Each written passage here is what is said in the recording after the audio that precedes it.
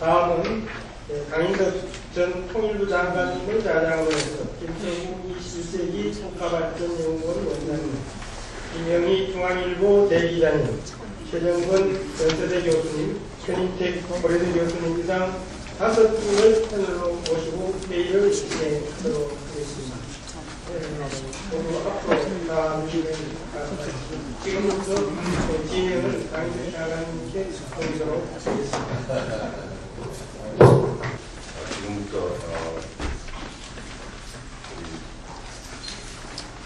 통일한국 고령이 있지 않은 대북 이후에 새로운 출력 이분이 있는가 새로운 한국의 paradigm 모색을 위한 참여를 하겠습니다. 시간이 14시 30분까지 40분까지 12시 40분부터 16시 50분까지 그래서 1시간 정도 들어가고 그 다음에 커피 마시는 시간은 한 20분 주시고 나머지 한 50분 동안을 너와 여러분의 오늘 시간을 갖습니다. 미리 여러분에게 양해를 구하고 싶은 것은 시간이 없기 때문에 발표자들이 발표한 다음에 다시 못해 정리하거나 거기가 도움을 하는 그런 육체적인 생각이 발전을 끝나자마자 하나하나 연결해서 가능한 그 시간에 발표자가 발표하겠습니다. 저도 80을 넘다 보니까 눈도 멀고 귀도 멀어지고 혹시 사회하다가 제가 실수할 수 있을 생각하기 때문에 미리 양해해 주시고 지난 1월 달에 제4차 핵실험이 있었고 2월 달에 미사일, 6달에 제6차 미사일 발사했고 2월 말일에 유엔 안전보장회의에서 2270 개최했습니다. 저는 박근혜 대통령께서 17일날 국회에서 연설을 하는 걸 듣고 그 다음날 출국을 해서 금강강 압락강을 8일 동안 전달하고 돌아왔습니다. 그 이유는 2월달에 시험하는 게 오고 아무래도 제대로 지휘해서 가야 될 것 같아서 그러면 제일 문제가 중국이 어렵지 않겠죠. 작년 7월에 제가 한번 돌고 왔습니다만은 여름에 보는 압록강 금강강 구경과 겨울에 보는 압록강 금강강 구경은 전혀 다릅니다. 역사적으로 우리가 전도들이 얼기 전에 가서 농사를 짓고 오른 다음에는 그 농작물을 가지고 공부로 돌아오기 때문에 그런 생각을 하면서 가보고 여러 가지 느낌을 받았습니다. 앞으로 토론회 수령국가에 대한반도 정책에 대해서 논의가 있을 거라고 생각합니다만 대단히 복잡하거나 한 것이 제 인상입니다. 과연 출구가 어딘가 누구도 장담할 수 없는 그런 상황이기 때문에 여러분 발표자들의 얘기를 들으면서 좋은 안들을 머리에 그려주시길 바랍니다. 그러면 먼저 우리 김석우 차관부터 얘기를 해주시도록 하겠습니다. 부탁드리지만 10분 이상은 남기지 말고 10분 정도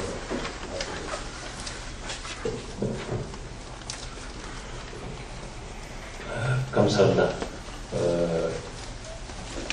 개인적으로 출구 전략을 논의하기에는 전 좀 아직 빠른 시기가 아닐까 생각이 되는데 그 앞에 제가 제기하고 싶은 말씀들을 좀 먼저 제기하는 게 좋을 것 같아서 저는 지금의 북한의 이 현 상황에서 북한이 핵을 포기할 것인가 포기하지 않는다. 그 포기하려면은 의미 있는 개혁 개방을 할 그런 결심을 해야지 되지 않느냐 이런 생각을 하는데 지금 실은 어떤 의미에서는 전쟁 위험이나 이런 거를 우리가 다 우려를 하지만은 북한으로 봐서 지금이 두 번째 위기라는 생각을 갖습니다. 첫 번째 위기는 89년, 90년 당시였었고, 그때 남한으로 정부로 봐서는 북방에 비해서 굉장히 성공한 것처럼 보이지만은 북한의 정보 입수 그리고 정보에 대한 분석이 저희 전체적으로 굉장히 부족했다. 따라서 그 당시에 더 압박을 해서 개혁개방으로 가도록 해야 되는데 결국은 북한한테 그걸 못했다. 황자일치 증언에 의하면은 91년 12월 13일 이 남북기본합의서 서명을 했는데 우리가 보기에는 엄청나게 잘 된 거예요. 그래서 우리는 막 우리 대표단은 정말 기뻐가지고 만세를 불렀는데 그때 김일성이 연영묵 일행 대표단을 저 평양으로 오는데 헬리콥터 타고 가요. 기차 타고 너무 시간 걸리니까. 그래서 평양에 불러서 헬리콥터로 불러가지고 목난관에서 큰 환영 만찬을 했는데 그때 그 동무들 때문에 우리 조국이 살았다고 그렇게 기뻐했다는 거예요. 그때 우리 그 당시 1차 위기 때 우리 정부가 너무 느슨하게 했다. 느슨하게 되는 건 바로 붕괴시키는 얘기하니까 보다 더 잘 제대로 했으면은 그때 많이 변했을 거가 아닌가 이런 생각을 갖습니다. 결과적으로 어떻든지 간에 북한 정권은 계속 연명이 된 거예요. 주민들은 어떻게 됐든지 간에 그래가지고 쭉 정권은 유지되어 오면서 외부로부터 미국, 한국, 중국이 보조가 안 맞는 통에 대량 원조를 받아낸 거죠. 우리는 햇볕 정책하면서 상당히 큰 원조를 해줬고 최근도 그렇지만은 우리 식량의 원조 하다가 그게 이러저러 하니까 차관으로 하자 줄 때 우리들은 그거 차관 안 갚을 거 다 아는데도 불구하고 그 당시 정부는 우리 10년 더 후에 받는다 이런 식으로 했다면 그런 식으로 북한 정권을 위한 그런 지원을 우리가 해주지 않았나. 그 1차 위기 이후에 우리의 대응에 좀 부족한 점이었다고 생각하는데 지금이 두 번째 위기라고 저는 생각을 합니다. 왜 그러냐 하면은 이제 아까 젤리거 대표도 얘기했지만 중국이 굉장히 중요하다고 그러는데 중국이 앞으로 어떻게 할지 우리가 관심사항입니다. 그런데 3차 핵실험할 때 한 것이 박근혜 대통령한테 협박하는 그 핵실험을 취임 2주일 전에 한 거예요. 그렇게 해서 유엔에서 한 달 걸려가지고 2094 그 안보리 결의가 나왔는데 그 당시에 천안 사건인지 3차 때도 중국이 참여를 했지만은 실제로는 그걸 잘 못해 느슨하게 했었다는 이런 생각이 드는데 그날 2013년 6월 7일 8일에 시진핑이 써니랜드 그쪽에 가가지고 넥타이 풀고 오바마하고 장시간 얘기를 했는데 그때 많은 싸움을 했지만은 대강 크게 세 가지 정도를 한 거 아닌가. 그래서 소위 신형 대국 관계에 관한 얘기가 많이 있었고 그 다음에 기후 변화 문제, 그러니까 온실가스 감축에 대해서 중국이 후진국적 입장을 완전히 바꿔가지고 이제 자기네도 직접 참여하겠다고 그래서 작년에 파리에서 온실가스 감축 전 세계적인 합의가 이루어진 거죠. 세 번째가 북한의 핵을 이거는 이제 용인하지 말자 하고 큰 틀에서 합의가 된 게 아닌가. 그게 굉장히 중요한 계기라고 되고 보고 그 이후에 중국도 이전보다는 강한 압박을 하지 않는가. 물론 중국이 북한 정권이 넘어지게 절대 하지 않습니다. 그러니까 이번에 강한 결의하기 전에 1월 27일 날 캐리가 북경에 가서 왕이를 만났을 때 왕이가 50만 톤 정책적인 원유 지원하는 거는 이거 절대 포기하지 않겠다. 그거 계속해 주겠다. 그 얘기는 북한 정권이 넘어지기를 절대 안 하겠다는 얘기죠. 그렇지만은 유엔 차원에서 제재는 이전보다 훨씬 강하게 한 걸로 되어 있습니다. 그래서 지금 현재 중국이 이번 이 4차 핵실험 이후에 지금 유엔 제재 270을 어느 정도 이 실행할 거냐가 굉장히 관심의 대상이고, 저는 이전보다는 달라질 거예요. 물론 그 북한 정권이 넘어지기는 하진 않지만은 달라질 거라 이런 생각이 듭니다. 저 개인적으로 비공개 다이얼로그를 하러 중국에 3번 정도 작년까지 매년 한 번씩 간 적이 있었는데, 3년 지금 4년 전에 굉장히 자유스러운 중국 사람들하고 얘기하면서 통일 문제 얘기를 하면 경기 이르는 것처럼 무슨 통일 얘기를 하냐는 식으로 얘기를 하면서 북한의 입장을 그대로 30분씩 얘기했었단 말이에요. 근데 두 번째 갔을 때는 통일 문제 얘기해도 30분 얘기하는 게 3분 내지 4분 정도 얘기하더라고요. 작년 갔을 때는 전혀 얘기를 안 해요. 네? 전혀 얘기를 안 하고 그런 과정을 보면서 중국도 변한다, 관찰한다 이렇게 되는 거예요.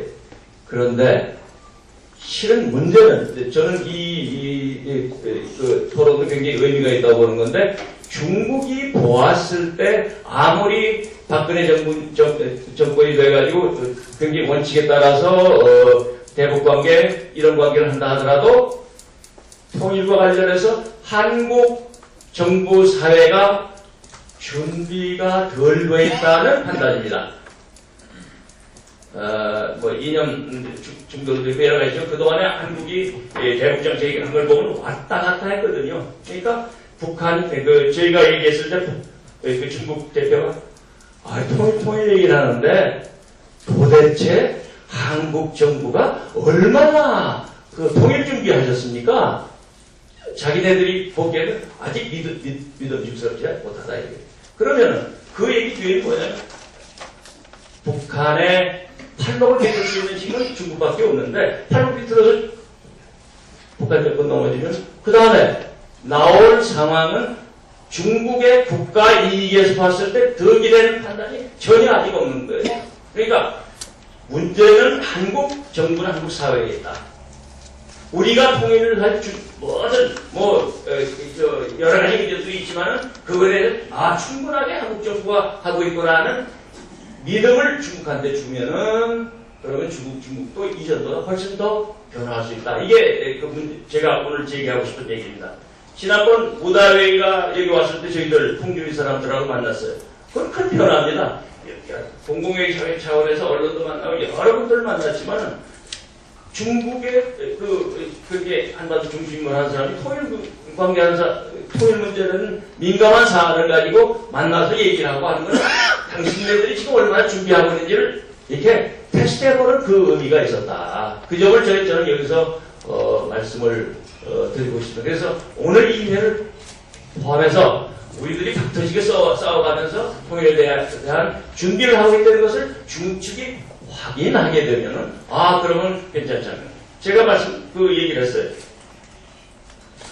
등소평 지도자가 84년 전기침한테 남한하고 수교 준비하는 게 좋겠다 했을 때, 그때 등소평이 남한 정부에 대해서 어느 정도 대만으로 안 보내고 북경적으로 보내는 거야. 거기서 깜짝 놀라는 거예요. 그래서 신뢰에 믿을 수 있다는 것이 시작됐고, 그게 수교를 통해서 지금까지 발전하면서 한중간에는 어떻든지 간에 체제가 달라도 그 약속을 지킬 수 있다는 신뢰가 됐는데, 제가 얘기했어요.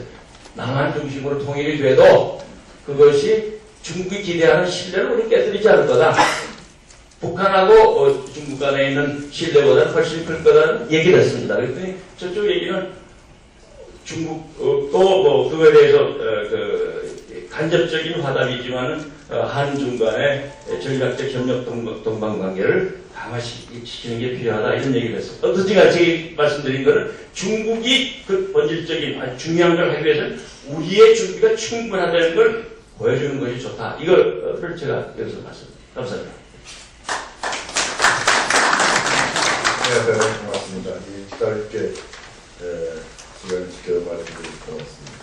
우리 김영기 대기자께서. 네, 감사합니다. 좀 앞서 저기 뜻밖으로 들리실지 모르겠지만 저는 이 김정은한테 최근 상당히 거의 감사하다는 생각을 하고 있습니다. 왜냐하면 4차 핵실험 그리고 그들이 주장하는 그 서독실험 그리고 또 이 장거리 로켓 발사 이전까지는 한반도 문제가 완전히 그 정체 상태에 빠져 있었어요. 그런 걸 갖다가 김정은이가 크게 사고를 치는 바람에 이 한반도 정세가 완전히 유동적이 되어버렸습니다. 그리고 거기에 대해서 박근혜 대통령이 이 대성공단 폐쇄라는 소위 최강경 조치를 취하고 또 유엔에서 이 그동안 지금까지 가장 강력한 제재 조치를 취하고 그러니까 이 김정은도 지금 이제 거의 이 광란 상태인데 한국 이 한반도 사태가 긴장이 최고조에 달하니까 미국하고 중국이 이거 이래서는 안 되겠다. 이제 이렇게 좀 위기의식을 여기서 느꼈다고 저는 생각을 합니다. 그래서 2월 23일 날 이 왕이가 이 워싱턴을 가가지고 존 케리 국무장관하고 이 회담을 할 때에 거기서 이 최종적인 골 포스트를 하나 탁 세워놨어요. 이 왕이가 세웁니다. 그게 평화협정입니다. 근데 평화협정은 그냥 평화협정이 아니고 비핵화하고 평화협정을 동시로 병행해서 논의를 하자. 얘기했네요. 그러니까 지금 제 생각으로는 앞으로 이 중장기적으로 전개될 한반도와 주변 사태는 왕위가 세운, 중국이 세운 평화협정이라는 그 골포스트, 거기를 향해서 가는데, 이번에 이 미중 이 외교장관 회담에서 나온 이 비핵화와 이 평화협정의 병행 추진, 이것은 우리하고 상의가 없었습니다. 그리고 우리 어깨너머로 일종의 파막같이 돼버렸어요. 여기서 우리가 외교적인 좌절을 느끼지 않을 수가 없어요. 그래서 제가 사실 개인적인 얘기입니다만 매일 나가는 제 기명 칼럼에서 여기 정태익 대사 나와 계십니다만 외교부를 시청으로 작사를 내놨어요. 응? 한미관계, 한중관계 잘 돼간다고 거품을 치고 앉아있는 동안에 실제적으로는 미중 간에 우리 어깨너머로 일종의 담합이 이루어졌다 이 말이에요. 예를 들어서 우리 평화협정을 한번 상상을 해봅시다. 평화협정을 하면은 북한은 반드시 미북 간의 평화협정을 의미한다. 잘해야 미중 간의 평화협정을 의미한다. 그러니까 우리는 절대적으로 뭘 관찰해야 되냐면 2+2를 관찰해야 된단 말이에요. 남북한과 미국하고 중국의 평화협정. 그리고 이 23일 날, 2월 23일 날 왕이 케리 회담을 마치고 기자회견을 하는데 케리가 북한이 비핵화 협상 테이블로 나온다면은 평화협정을 논의할 수가 있다. 이렇게 얘기를 했어요. 제가 이 영어로 된 원문을 자세히 몇 번 읽어봐도 그 말에는 틀림이 없어요. 그런데 그거는 지금까지는 그거를 당하면 현실적인 어프로치입니다. 비핵화 협상 테이블로 나오면은 평화협정을 한다. 한반도 문제를 해결한다. 이건 상당히 현실적인 어프로치인데 우리는 원칙적인 어프로치를 갖고 있단 말이에요. 그건 뭐냐면은 무조건 선비핵화다. 그러니까 여기서도 미국은 한국의 이 원칙적인 선비핵화론에 정면으로 배치되는 입장을 취하고 있단 말이에요. 그러니까 이런 의미에서 보면은 그리고 또 하나 우리가 참 대단히 기이하게 생각하는 게 사드 문제입니다. 사드 문제로 미국이 일본으로 양으로 한국을 얼마나 압박을 했습니까? 그걸 받으라고. 그래서 이제 이 4차 핵실험 하는 걸 보고 박근혜 대통령이 하자. 그래가지고 했는데 이 왕이하고 케리가 회담을 하고 나서는 사드 배치를 논의한다고 해서 그게 자동적으로 사드 배치를 의미하는 것은 아니다. 이런 요상한 말을 지금 하고 있다고요. 그러니까 무슨 뜻이냐. 사드 배치쯤에서 미중 간의 어떤 이 미략이면 미략, 접점이면 접점, 담합이라는 게 이루어지고 있지 않느냐. 이런 생각을, 의혹을 자연히 갖게 되는데, 그러면 이제 우리는 어떻게 해야 될 것이냐. 지금까지 거의 실속 없는 거의 자랑만 할 게 아니고, 정말 중국에 대해서 아까 김서부 전 차관께서 이 중국이 중요하다는 말씀을 전적으로 동감입니다. 중국이 이 유엔 안보리 결의, 제재 결의를 약속대로만 지켜주면은 제가 아까 얘기한 대로 김정은이한테 고마워할 충분한 이유가 됩니다.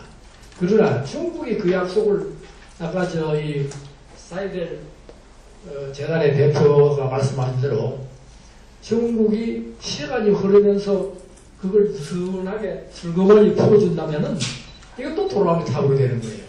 제가 김정은한테 모처럼 고맙게 생각했던 그 사태가 다 날아가고 마는 겁니다. 그래서 우리가 지금 해야 될 것은 미국하고 중국에 대해서 외부의 다른 EU 같은 나라들의 힘까지 빌려서 일본의 힘까지 빌려서 일본이 지금 북한의 핵 그리고 이 미사일 시험에 대해서 제일 우려를 많이 하고 있으니까 빌어서 중국이 절대적으로 이 약속을 지키도록 유엔 결의를 지키도록 여기에 우리 온 외교력을 다 집중을 해야 되고 그건 외교협회에서도 좀 많이 압력을 좀 넣어주셔야 할 거라고 생각을 합니다. 감사합니다. 대단히 감사합니다.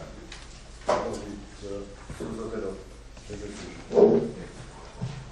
예, 인사드리겠습니다. 연수대학교 정의과 최종권이라고 합니다. 좋은 자리에 불러주셔서 너무 감사하고 오늘 많이 좀 배워가도록 하겠습니다. 저는 이 주제, 저한테 부여받은 주제보다 충실히 하고자 했습니다. 이를테면 어떻게 하면 이 강대강 구조를 어떻게 하면 좀 바꿀 수 있을까라고 하는 로드맵, 그리고 오늘의 주제 역시 새로운 남북관계 패러다임 모색이라고 하는 매우 거대한 언어를 쓰셨기 때문에 이 전환을 하는 데 있어서 어떤 역할이 필요한가라고 했어요. 그래서 제가 안식년을 마치고 귀국한 딱 2달 됐는데요. 작년에는 좀 신나게 놀았습니다. 그래서 북한 문제로부터 혹은 한국의 안보 문제로부터 좀 한 발짝 떨어져서 좀 이론 같은 거 많이 봤고요. 좀 유럽에 있다 왔는데 돌아오자마자 김정은이 핵실험하고 또 로켓 쏘고 결국은 이 강대강 구도로 돌아가는 거 보면 약간 개인적으로 좀 마음은 좀 안 좋았습니다. 이를테면 저보다 여기 당시에 계셨던 정책 결정자도 계시고 했지만 제가 좀 더 어렸을 때 왜 이 문제를 해결해 주지 않으셨나. 그러면 우리는 이런 문제로 좀 자유로운 세대가 되었었을 텐데 제가 학부 때 배웠던 걸 왜 지금 다시 우리 아이들한테 가르쳐야 하는가. 이런 문제를 좀 생각하게 됐습니다. 그러면서 저는 좀 몇 가지 우리 사회에서 사회에다 던지고 싶은 질문이 있습니다. 북한이 4번이나 핵실험을 했고요. 소위 불량운동하고 있고 그들은 점점 악마화된다고 하는데 그러면 이런 상황에서 우리는 왜 같은 정책을 반복하는가? 예를 들어서 지난 8년간 미국 혹은 한국의 대북 정책, 소위 전략적 인내라고 하는 것이 실효성이 있는가? 정말 왜 우리는 우리 정책을 리뷰하지 않는가라고 하는 생각 하나 했고요. 또 우리 정부 입장에서도 지난 8년간 시행된 대북 정책이 북한의 행동을 변화시키는데 어떠한 영향력을 행사했는가? 즉 우리의 관찰대로 북한의 행동에 변화를 주지 않았다면 우리 대북 정책은 얼마만큼의 실효성이 있는가라고 하는 비판적 생각을 하게 됐습니다. 특히 1월달 미국도 국련이 통일부, 외교부, 국방부, 청와대 주요 정책 결정체가 있다면 왜 우리는 자꾸 국방부 주도의 안보 현황만 보는가? 외교부와 통일부 그리고 보다 좀 이렇게 유연한 목소리를 내는 행위자들의 담론은 점점 실종하는가라는 생각도 했고요. 그리고 요거는 좀 중요하다고 생각합니다. 우리의 선제적 국익은 통일인가 아니면 북한의 비핵화인가? 즉 우리가 지금 비핵화를 지난 8년 동안 논의를 자세히 했다면 좀 더 다양한 이 비핵화 방안들이 나오지 않았을까라는 생각을 합니다. 즉 파라다임 전환을 위해서는 좀 아픈 질문들을 우리 스스로 좀 던져야 된다고 생각합니다. 너무 그룹띵크적인 이 사고가 우리 사회에 좀 있지 않나 생각합니다. 남북관계가 워낙 단절되었어요. 그래서 한국만의 독자적 제재가 그들에게 얼마나 큰 고통을 줄지 좀 의심스럽기도 합니다.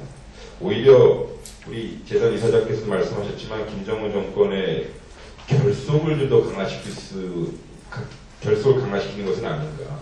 혹은 우리 억지 이론에 많이 나와 있는데 피해자 이미지가 부각이 되어서 오히려 김정은 정권을 결론적으로 좀 정당화하는 것은 아닌가. 그리고 그들이 유일한 안전보장책이라고 하는 핵무장을 더 강화시킬 것은 아닌가라고 하는 우리의 의도와 상관없는 결과가 나오진 않을까라는 우려를 합니다. 저는 이번 유엔 제재를 통해서요, 두 가지 중요한 메시지가 있다고 생각합니다. 하나는 제재의 책임, 그건 분명히 있고요. 그러나 동시에 대화의 의무도 같이 보내고 있다고 생각합니다. 제재의 책임은 근본적으로 중국이 지겠다고 공약을 했습니다. 그리고 이번만큼 북한을 비핵화의 길로 인도하겠다고 하는 메시지가 소위 여러 가지로 나오죠. 평화협정까지 나오고 있는 상황이니까요. 근데 저는 둘째가 중요하다고 생각합니다. 제재라고 하는 것이 기간이 길어지면 길어질수록 그 효과가 나타나지 않습니다. 예를 들면 국제사회 결속력이 약해질 것이고요. 여러 비용이 들어갈 것입니다. 그럼 이것을 기간을 단축시키고 임팩트 있는 제재를 하기 위해서는 대화의 의무를 지고 있는 한국과 미국이 이 정책을 포기해서는 안 된다고 생각합니다. 그래서 여기서 대화라고 하는 것은 협상을 유도할 수 있는 여러 방안이라고 저는 생각을 합니다. 즉 중국은 용을 통해서 저는 중국은 한 번도 우리 사드 문제 많이 있었음에도 불구하고 유엔을 통한 대북 제재 안에 대해서는 반대한 적 없다고 생각합니다. 그러나 중국은 실질적으로 미국과 한국이 북한 문제에 대한 1차적 책임이 있다라고 생각하기 때문에 제재라고 하는 책임, responsibility는 자기가 하겠다고 하는 입장이고 단 대화라고 하는 인게이지먼트는 미국이 하라고 하는 것입니다. 이를테면 이런 강대강 구도가 계속 6개월 이상 지속되면 중국의 제재 공약 의지는 점점 약해질 거라고 생각합니다. 북한의 의미 있는 핵정책 변화를 유도하지 않고 제재와 압박, 고립과 위협을 중심으로 한 대북 공세 정책이 좀 우리가 너무 그 효과를 너무 자의적으로 해석하고 있는 것이 아닐까 생각합니다. 오히려 그것이 북한의 과도한 위협인지 북한에서의 파라노이아적인 사고방식을 즉 핵이 유일한 안전보장이라고 하는 그 카드만 계속 만지작거리고 하는 결과를 즉 의도하지 않는 결과를 나타내지 않을까 저는 들었습니다. 이를테면 협상이라고 하는 것은 협상의 결과는 북한의 핵이어야 합니다. 근데 그것이 전제 조건이 되어서는 안 된다고 생각합니다. 즉 북핵 불용이라는 원칙만을 고수하고 구체적인 해법을 제시하지 못하면 결과적으로 에피소드가 발생할 경우 즉 북한의 불량 행동이 나타날수록 저희는 구체성을 상실하게 되고 이 문제는 지난 25년 동안 지속된 것처럼 앞으로 25년 동안 지속될 수 있다고 생각합니다. 되게 재미있는 현상, 지난 8년 동안 우리가 의도하지 않았던 현상이 나타났습니다. 북한의 변화가, 즉 북한이 진정성 있는 비핵화를 할 것이다라고 인내하는 동안 북한의 핵과 미사일 능력은 증가했습니다. 반면 우리가 한국 정부도 그렇고 미국 정부도 북한의 변화를 유도할 수 있는 지렛대, 그것이 강압이 됐든 개입이 됐든 간에 그거를 상당히 상실했습니다. 그렇기 때문에 우리가 가지고 있는 오죽했으면 개성공단까지 폐쇄해야 했습니다. 그리고 김정은 정권의 의도와 의지가 무엇인지 1차적으로 확인할 수 있는 길이 없고요. 우리 정부 입장에선 북경에게 물어봐야 되고 미국에게 물어봐야 되고 러시아에게 물어봐야 되는 상황에 직면했습니다. 즉 제재의 엄격성이 강조되었지만 실효적 정책은 상당히 좁아졌다라고 저는 생각을 합니다. 그러면 출구는요, 저는 육자회담이라고 생각합니다.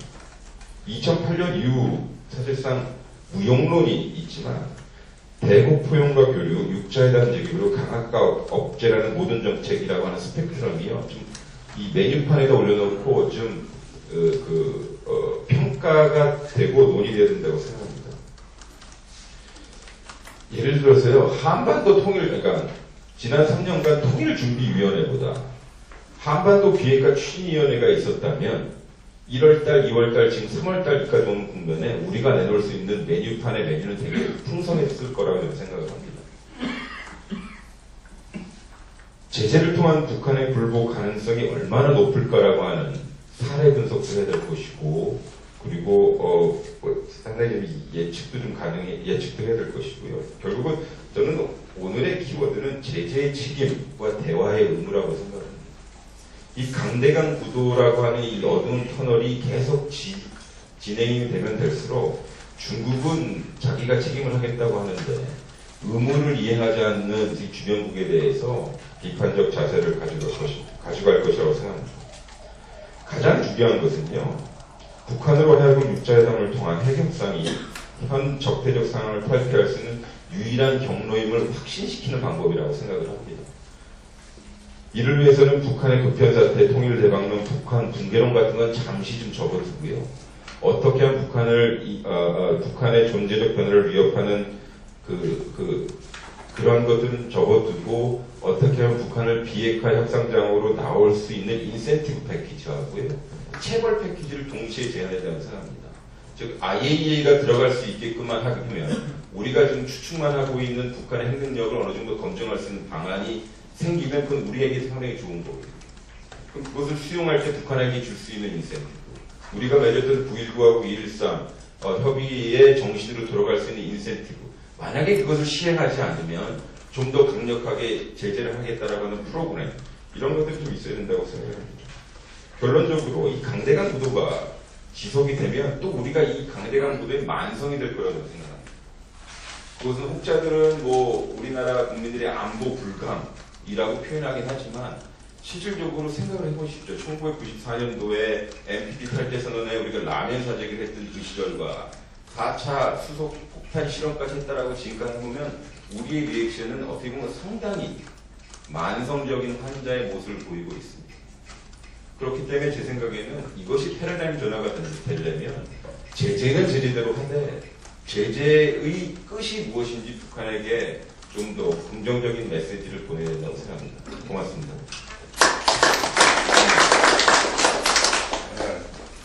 네, 교수 고맙습니다. 그러면 끝으로 우리 전 장관님 조금 시간 정도 있으니까 또 말씀해 주십시오.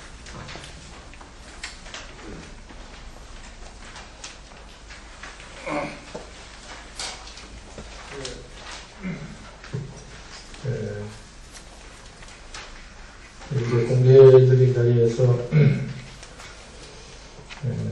북한의 문제에 관해서 제 소견을 밝힐 수 있는 기회가 돼서 한편으로는 참으로 좋은 자리이기도 합니다만 또 한편으로는 상당히 좀 부담스러운 자리이기도 합니다. 사실상 과거의 정부입니다만 제가 또 이 문제를 담당했던 사람으로서 아직도 이제 우리가 이런 문제에 대해서 참 고민을 해야 되는 그런 상황이었기 때문에 그야말로 여러 가지 생각이 됩니다. 아까 우리 이제 먼저 말씀하신 특히 우리 김석우 원장님하고 김영희 대기자님 하셨는데 그 부분에 대해서 저도 사실 조금 말씀을 드리려고 준비를 했었습니다만은 거의 제가 말씀드리고자 하는 말씀을 이미 두 분께서 드렸기 때문에 제가 그 문제에 대해서는 말씀을 드리지 않겠습니다. 그리고 제 말씀을 드리려고 했던 덩어리가 세 가지인데 그 중에 이제 뭐 중국 문제를 이렇게 말씀을 해주셨습니다. 그래서 제가 그 문제는 뭐 또 말씀을 드리지 않아도 되겠다. 뭐 거의 저도 비슷한 생각을 하고 있습니다. 세 번째 덩어리가 바로 이제 오늘 주제와 관련된 또 이 제목이 말해주는 엑시 스트래터지 이겁니다. 과연 우리 출구 전략이 있느냐, 또 출구 전략이 뭐냐. 이게 대북 제재 이후의 출구 전략, 이거를 얘기하라. 이렇게 지금 이제 제목을 주셨단 말이죠. 그렇기 때문에 이것은 약간 미래의 이제 상황에 대한 얘기다. 저는 뭐 그렇게 해석을 하고, 이 얘기를 조금 드려야 되겠다는 생각을 합니다. 물론 지금 이제 우리가 제재 국면에 들어왔기 때문에 이제 이 제재가 이제 어떤 식으로든지 앞으로 이제 진행이 되어 갈 겁니다. 그럼 어떤 진행 상황에 따라서 우리의 엑시 스트래터지가 달라질 수 있다. 이렇게 생각을 합니다. 두 가지 시나리오를 전부 저는 생각할 수 있다고 봅니다. 뭐 어떤 분석가라든지 뭐 이렇게 생각을 할 걸로 저는 보고 있습니다.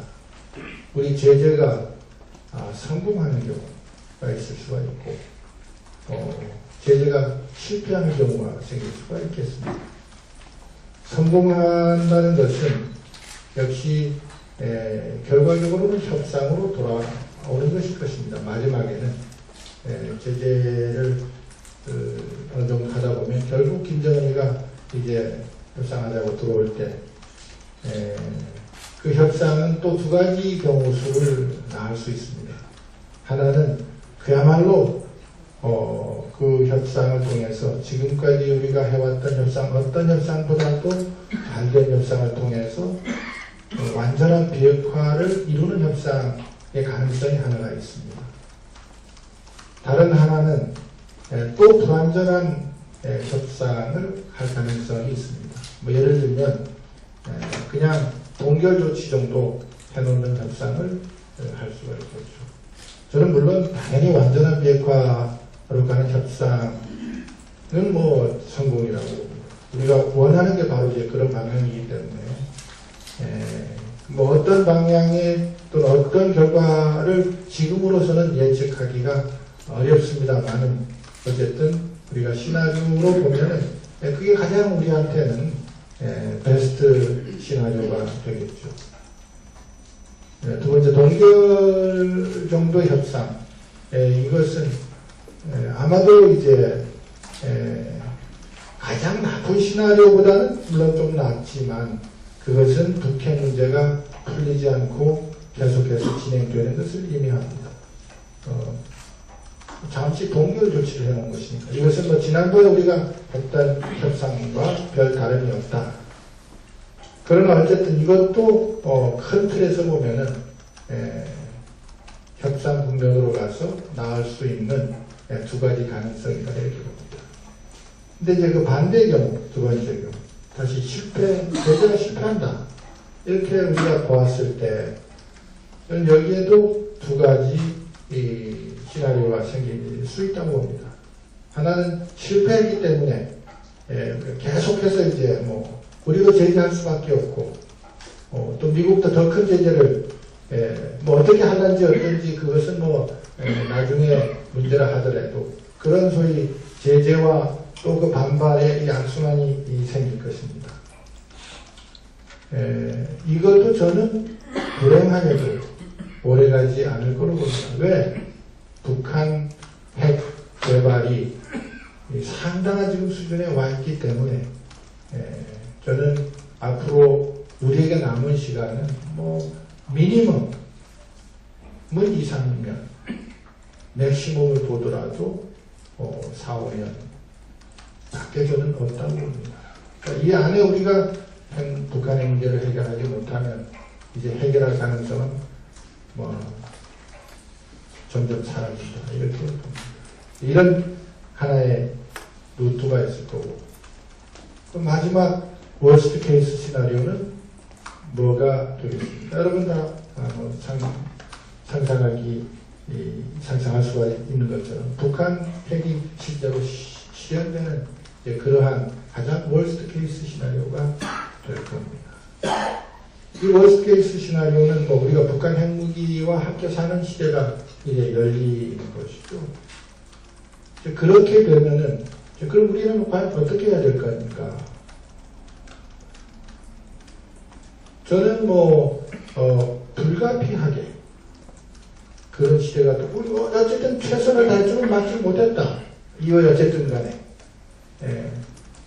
이게 북한의 문제가 우리 힘만으로만 해결할 수 있는 거였다면 아마도 진작 해결했던가 진작 해결 못했을 것으로 저는 봅니다. 그러나 이것은 우리 문제이기도 하고 한반도 문제이기도 하고 또 국제 세력들이 지금 계획된 문제이기 때문에 또 그런 또 측면이 있습니다. 그래서 지금까지 왔는데 어쨌든 그런 시대에는 첫째는 정치적으로는 불가피하게 결과적으로 외교 체인지 전략을 전환할 수밖에 없다.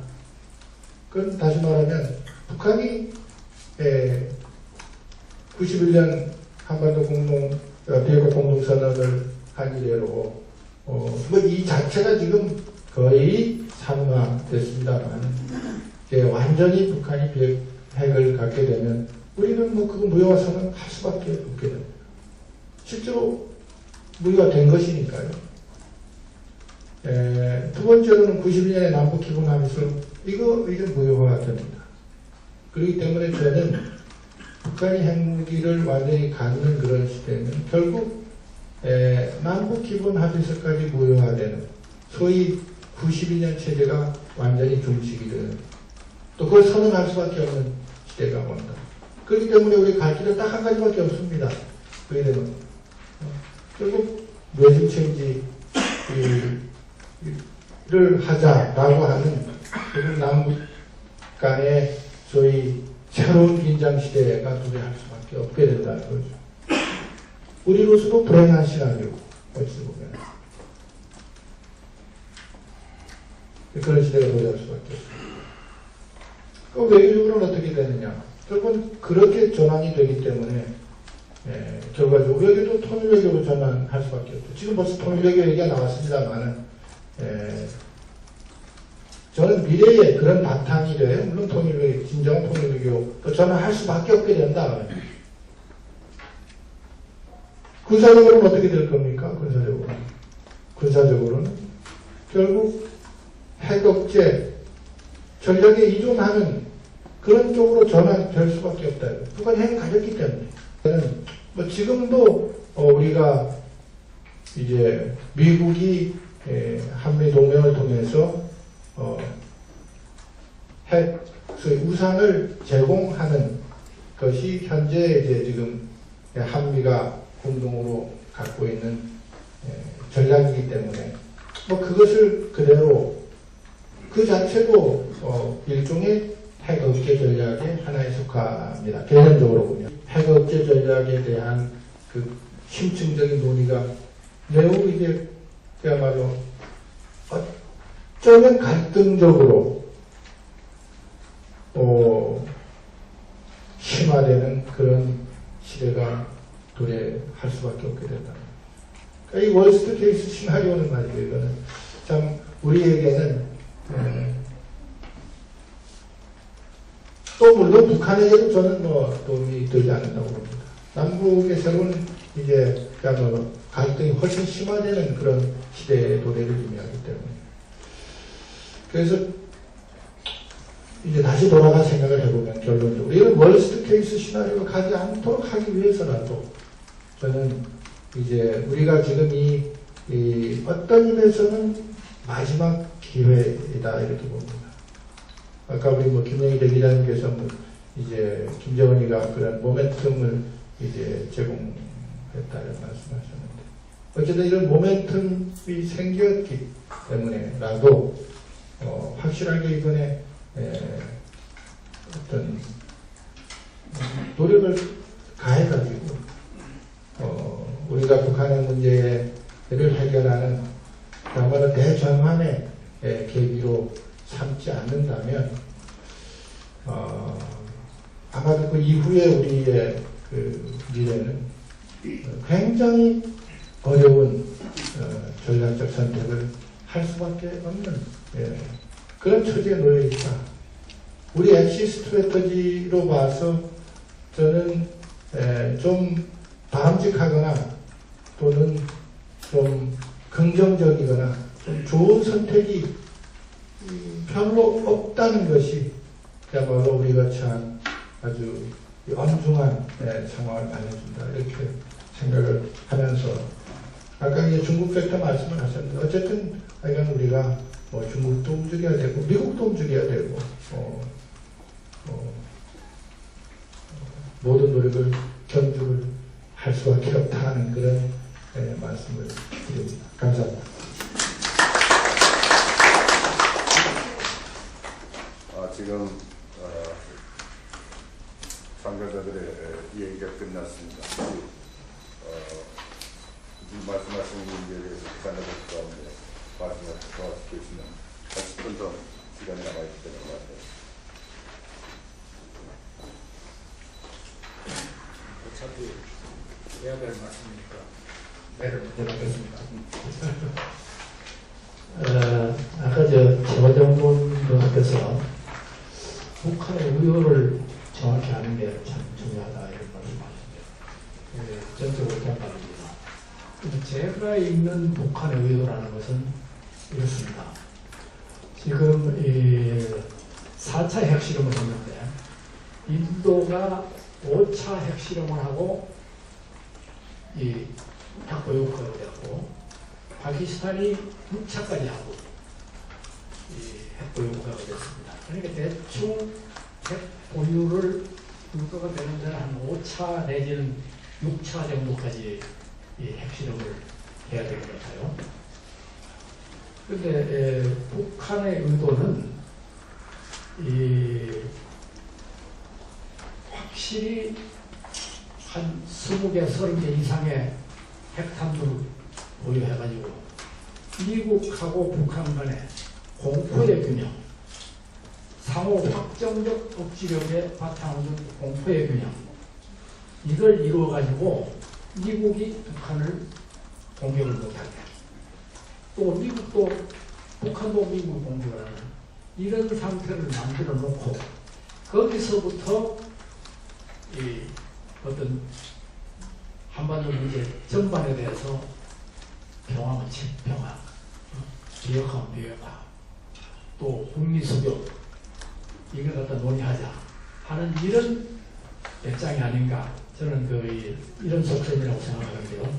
다만 이제 평화를 가는데 평화까지 가는데 저는 평화에 앞서서 북미 수교가 먼저 이루어질 것이고 또 이루어져야 한다고 생각을 하고 북미 수교가 이루어지면은 북한은 IMF, 월드뱅크, 아시아개발은행에서 굉장히 유리한 조건의 론을 얻게 되고 일본 사람들이 약속 빨라가지고 북미 수교가 이루어지면 당장 또 북한하고 수교를 합니다.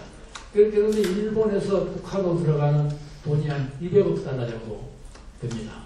그래가지고 평양에 미국 대사관이 쓰고 워싱턴에 북한 대사관이 서가지고 5년 지나고 10년 지나고 하면은 신뢰가 쌓이고 미국 사람들의 머리에 뿔도 안 나고 이 엉덩이에 홀도 안 달렸구나 이런 인식이 쭉 퍼지고 그 사이에 어떤 일이 일어나면 지금 현재 북한 사람들이 갖고 있는 핸드폰 대수가 370만 대입니다.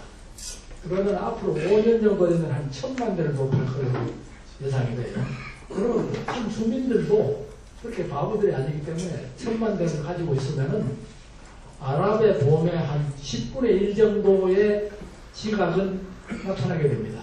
그러니까 김정은이가 지금처럼 그냥 무작정으로 국민들이 먹어야 할 그 쌀값, 고깃값 이런 걸 전부 포탄 말리고 핵실험하는데 때려볼 그런 이 형편이 못 된단 말이에요. 이럴 때에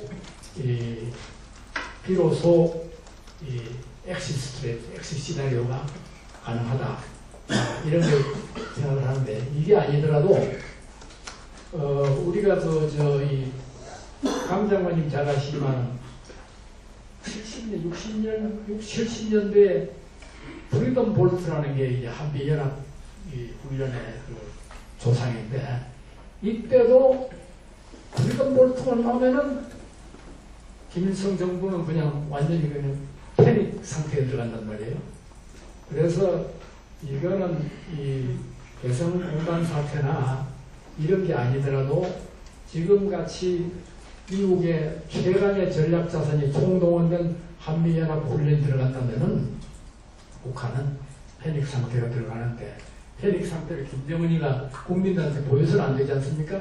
그러니까 반작용으로 온갖 허세를 이제 다 부린단 말이에요. 그러나 이거하고 상관없이 저는 핵실험 전에도 5월 전당대회가 끝나면은 대화 모드로 시작할 걸로 저는 생각을 하고 있었고, 지금도 그러면 그런 희망과 그런 기대는 버리지 않고 있습니다. 감사합니다.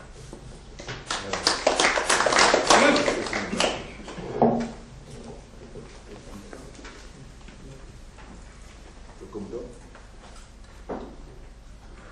그러면 우선 한 10분 시간 남았는데 저도 사회자 입장에서 잠깐 말씀드리겠습니다. 저는 지금